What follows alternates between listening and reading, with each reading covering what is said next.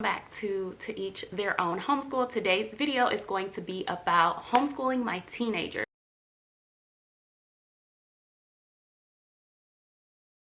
Briefly go over what curriculum I'm using for him, what I'm switching to, what I'm going to still be using, what I like a lot, and then what I'm not that big of a fan on, as well as his opinion as well. And it's going to be provided by myself because he's not going to be in this video. Before I get started, my name is Lisa. My husband is Jeremy. We have 3 kids, Jace, Savannah, and Cameron.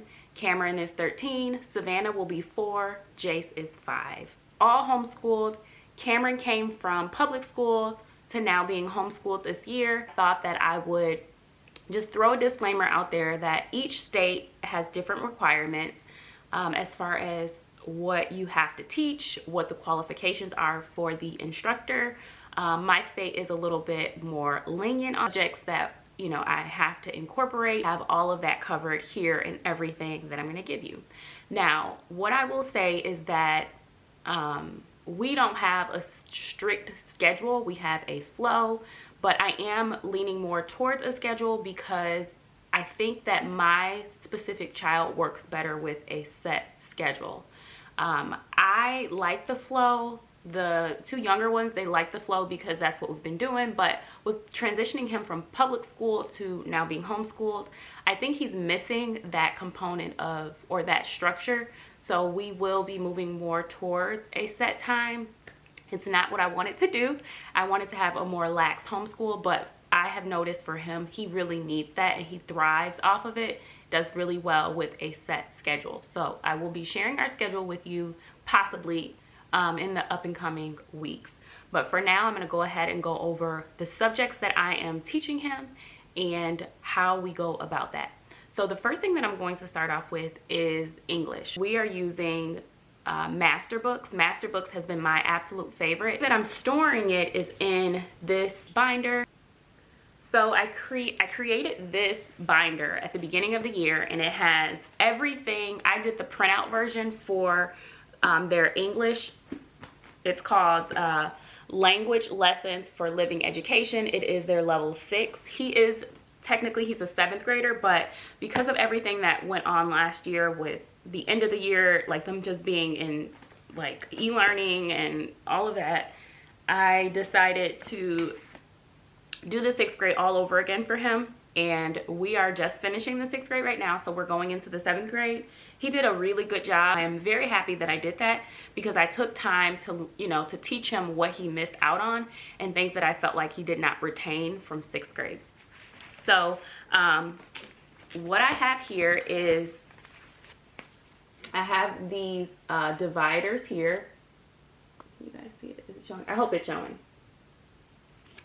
So I have these dividers here. It's 1 through 12, and what I do is I put in each lesson 1 through 12 in here. That way I know already ahead of time, like this is what we're going to be covering over the next, you know, however many weeks. As this is there we go. This is his version of mine. Tabs. He only has Monday in here right now, and I will get to that in a second. It's Monday through Friday in his, and I take out the lesson and stick them in where they need to go. He only has 1 day at a time in there because he would work so much in advance, and I didn't have time to review. Like I mentioned, he is an independent learner. I don't think I mentioned that, but he is an independent learner. So if I put everything in there, he will flip through and just start doing stuff, and I want him to retain the information, not just do the work. So I have to slow him down. And he has Monday right here. I don't want him to get so far ahead where I'm not helping him or making sure that he doesn't need anything. I just want to make sure that he is actually retaining the information, and so that is how we do things around here. Now, once he is done with the work, then it goes back in here. So this is where I store, and when I'm saying here, it goes back into my binder. So once he does all of his work, and I look through it, I grade it, I put it all back in here just so that I can have his worksheets. In our state, we do not have to show proof of anything. We don't have to turn in work or anything like that. But for myself, I want to have his work in case down the road anything comes up. I have all the work that he's completed. So for each year and each subject, we will just keep everything in here and store, like we'll be able to just store this away. In the binder, there are folders like this. This is where he puts his completed work. Completed work is in this folder. So as you can see, everything is here. And then this is like a quarter, and then it'll all go right into my binder. Master books. They have the days written on the top, like this says day 121. As you can see here, this is lesson 25 here. This is lesson 25, and it has the days here in the corner. So this one is day 121. And then day 122. So this would be literally it. This is all that he would have to do. That is not going to work for me. I know that he is capable of doing independent reading, which he does do his independent reading, but fiction and nonfiction, picking 4 big books from his bookshelf and make sure they're a mixture of fiction and nonfiction, then write the title of each book and just identify if it's fiction or if it's a nonfiction, and then he has his independent reading. Now for him, he'll be happy to complete this, no problem, and then read his book. For me, that is not gonna happen. So we literally do the entire week's worth pretty much in a day, because he excels at English, and then I can review it with him to make sure he's retaining the information. So that is what we do. And if I need to give him, you know, a worksheet again, I can, because again, this is a PDF. I can just print this out as many times as necessary. So the Christian curriculum, so he has his Bible that he reads along with this, so he gets in his devotionals. If there's an area that he struggles on or that he doesn't understand, then we'll pause and, you know, we can carry it on to the next day. I'm not rushing him through it. This is his Spanish book. We go extremely slow in this. Again, for me, it's all about retaining the information. If you don't retain the information, you might as well just not even do it. We're not doing it so that he can like memorize it quickly to take a quiz. That's not what I'm doing. We do the same lessons over and over and over and over again. I'm not kidding you guys. We do them over again until he is comfortable and he has this down pat.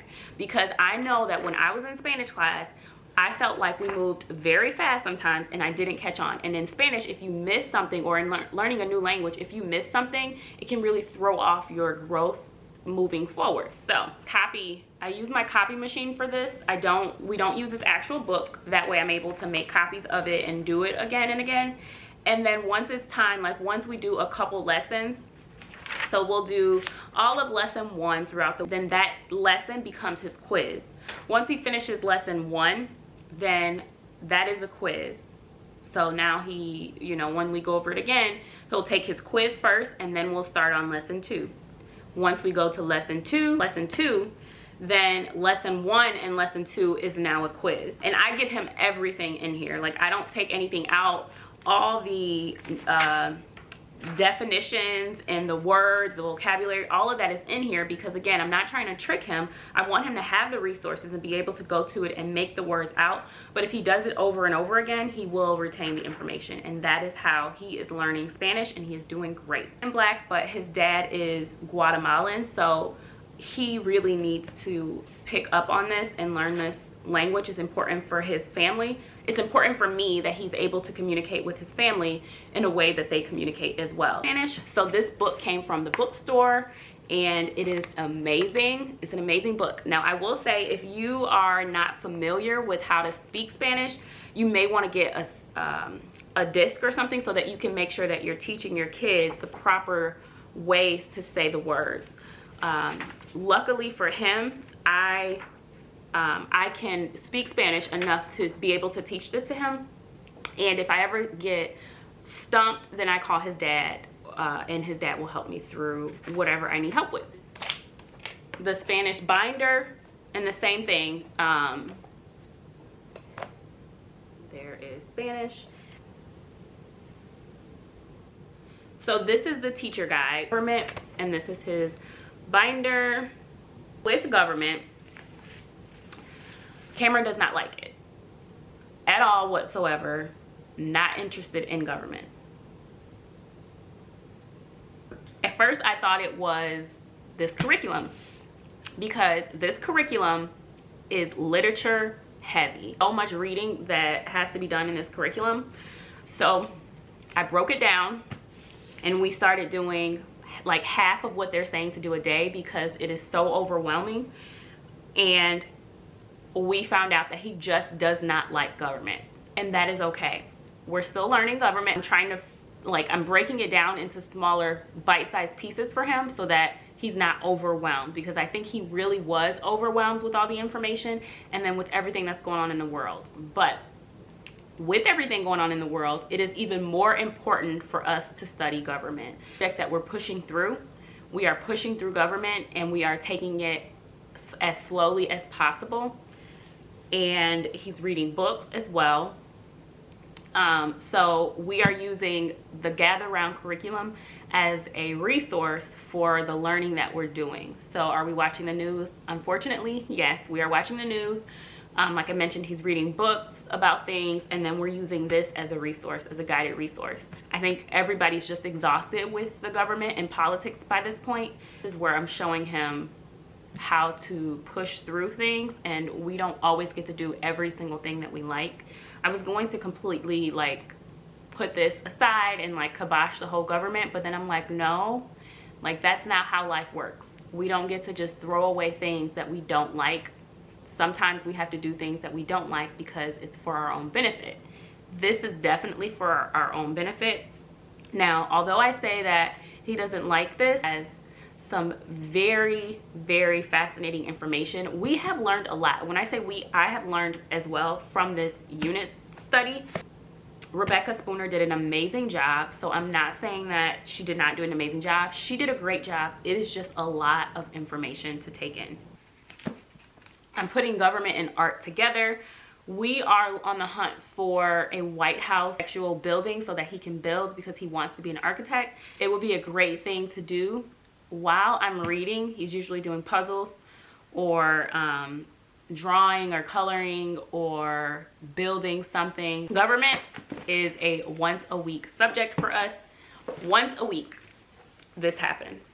We also did master books, and it was amazing. It was awesome. If you get the master book math for your kid, to also get the teacher guide, because this has all the quizzes in it, and it has it's like your grading book. It has your grading book and your quizzes in here. So if you are going to get master books, I would definitely recommend getting the teacher guide as well.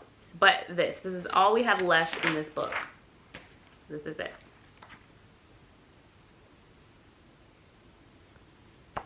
And now we are moving on to teaching textbooks. So he will start teaching textbooks next week. We already have everything set up for him. It's already ready to go. So he'll be doing teaching textbooks.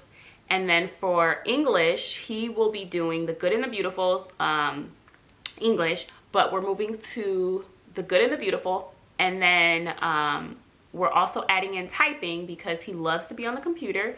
And I thought that it would be a good way for him to satisfy both of us. He loves the computer. I don't want him on it as much.